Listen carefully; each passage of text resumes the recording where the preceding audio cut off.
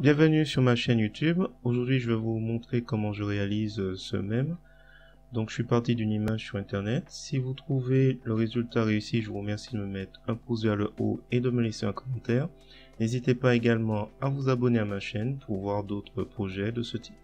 Et sur ce, je vous souhaite un bon visionnage. Alors, pour commencer, je vais aller récupérer l'image donc sur Internet. Je fais un clic droit de la souris, copier l'image.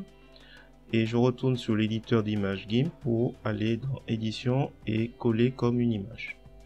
Donc là on remarque qu'il faudra recadrer un peu parce qu'il y a des bordures qui sont inégales autour. Donc là j'utilise la sélection et après je vais dans image et rogner selon la sélection. Après je vais dans la... comment ça s'appelle? Après je vais aller dans le canevas, je vais augmenter légèrement de part et d'autre cette image pour mettre une bordure noire équilibrée. Alors je n'oublie pas bien évidemment de faire de dupliquer et je vais travailler sur le dernier calque et ensuite j'efface tout ce qui est assez simple hein, donc et là je vais commencer le travail un peu plus délicat de l'utilisation de l'outil clonage. Donc là ça aurait pu être un peu plus simple d'aller dans la série donc Spartacus, donc les images sont tirées de cette série, et de récupérer les images pour avoir quelque chose de meilleure qualité, qui serait de façon beaucoup plus de meilleure qualité et qui serait de bien meilleur comment dirais-je effet. Mais bon, j'utilise l'outil clonage en variant un peu l'opacité, la taille de la brosse, et puis progressivement, ça prend un certain temps, mais progressivement je rends cette image un peu vierge de texte. Donc là après il s'agit de mettre le texte à chaque fois.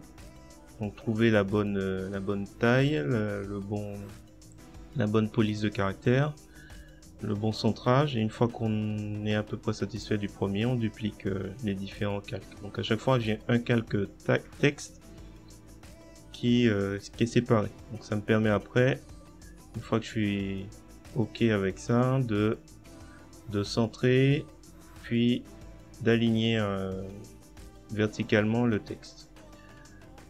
Et une fois que c'est fait, il s'agira pour moi de barrer le prix, le dernier prix, donc de trouver la bonne épaisseur de trait. C'est pour ça que ça prend un certain temps. Est-ce que je le mets en oblique? Donc j'ai laissé en oblique comme le même d'origine. Et ensuite je fais la même chose pour le texte à droite. Donc là par contre ce sera couleur blanche puisque l'image est sombre pour que ça ressorte.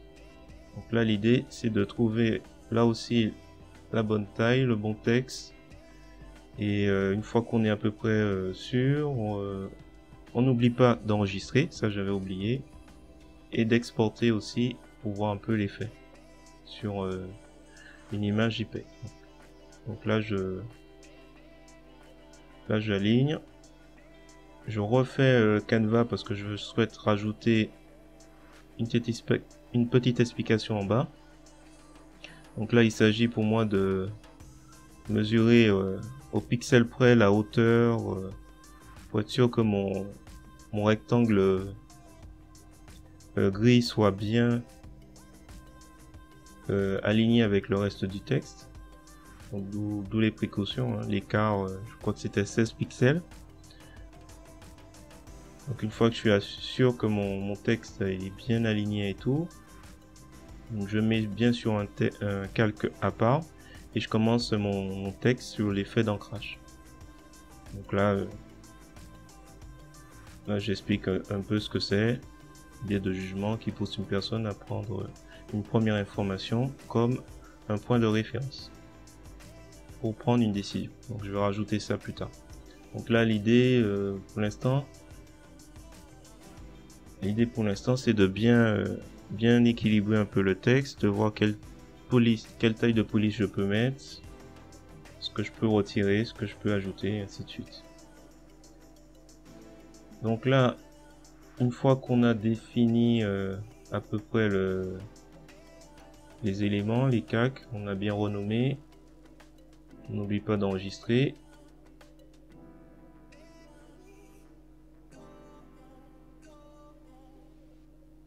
Et ensuite,